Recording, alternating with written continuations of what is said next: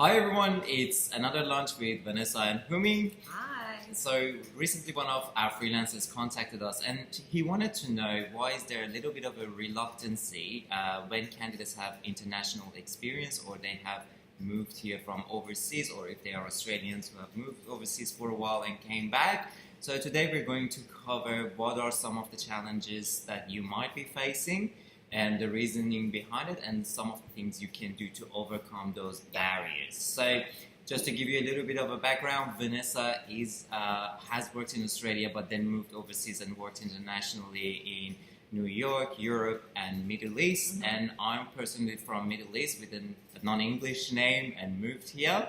So we will be able to cover this topic as we have a first-hand experience on it.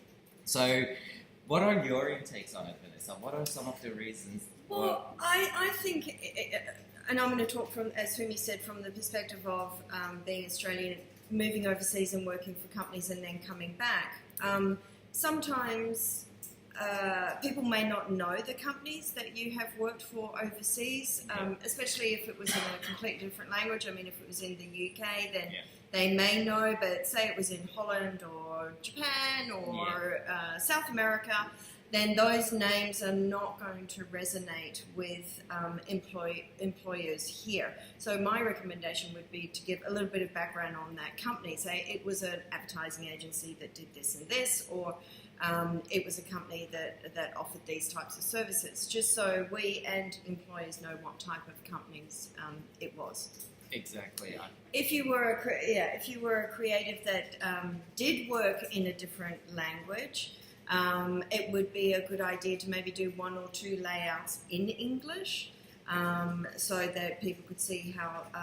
So they can actually read the copy if that's important to them. I wouldn't do the whole portfolio in English because, a lot of the work, it's just too difficult to be able to go back in the working files and do it. But it's actually a good thing if you're watching this and you are currently overseas working in a different language and you're thinking of coming back. Make sure that you save a file and you can actually keep the original files. And on that note, some of the things that I have noticed, especially with designers or creative people, when design elements are quite important, is that different markets and different countries, they have different markets and they have different styles of design. So for example, the way you design a billboard is completely different in Middle East or in Asia as it is in Australia. Also the technologies used are quite different. For example, countries like Asian countries technologically are way ahead of us in Australia, and then you will go some places that are not as advanced. So I would highly recommend is that when you're coming to Australia, have a look at the look and feel of the design within, and there are a lot of resources you can use. You can go to look at other people's portfolios, have a look at Behance. Exactly, have a look to see how people put their folio together here. I have consulted with a lot of people who have moved here, and then I've helped them with changing their style of folio, and it has helped them. I had that issue myself, and it's not that your design is not well, so do not take it personally, and if you do not get a response, it doesn't mean that your design is not right.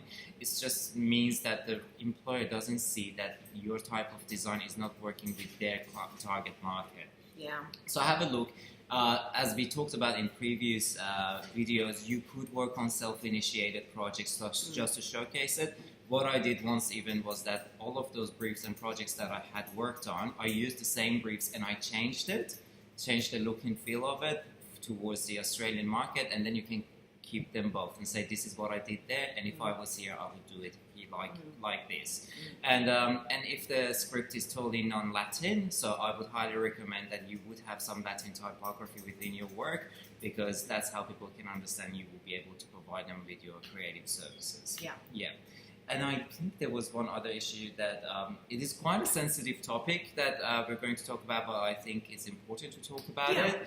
It's names. So when you have a non-English name, and there are a lot of articles out there that people had a better response when they changed their name on the CV, but when they have, which is a real big shame. And there are a lot of large corporations and organizations nowadays that they decided not to have the names included in the CV, but it's something that places are implementing slowly, but it's not everywhere.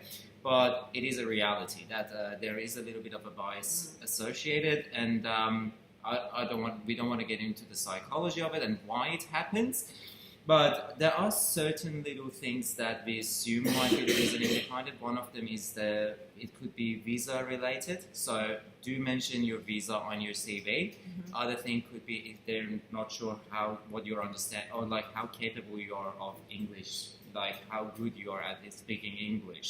So there are different ways you can do it. You can mention how like your advancement in English language. You can also do what we're doing right now. Maybe do a quick introduction of yourself in a video. That way you can show that you are capable of speaking English, and that can just break that barrier quite quickly.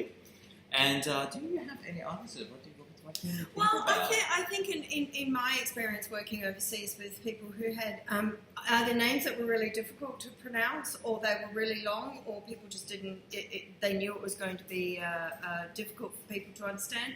They had a nickname. Yeah. So they're like, yeah, my name is Akanksha, but everybody calls me AK, or my name is Muhammad da da da da da. But you know what? Most of my friends call me Mo. Yeah. So it's really nice, and I think what you said before about getting it out in a video, you get your personality out as well. So we're not judging you by, or other people aren't judging you by your names. Yeah. And even people from an English background have really, really long names, and they abbreviate them, and that's a good way. I mean, you abbreviated your name as well to make it easier. Yes, everyone pronounced my name wrong, Human, but my parents used to call me Houmi, so I just made it Houmi. Yeah. And anyway, so that made it. So that's also a nice way of doing it. Well, this is my name, but in brackets, this is what my friends call me, or what I like to be called as. So if it is a difficult long name. Exactly. So we covered folio. We covered explaining about the type of company you worked on, and we covered a little bit about how to, face the problem with the name issue. Yeah. And but I think this is almost what we could think about. But if you have any other questions, or if you have any suggestions for people or people within our community who have these questions, please feel free to put them on the comments area. It could help others to get there. And but hopefully we get to the point that our recruitment process could be more advanced in the sense that these type of biases are not included. But till then, if you have any other questions, just let us know.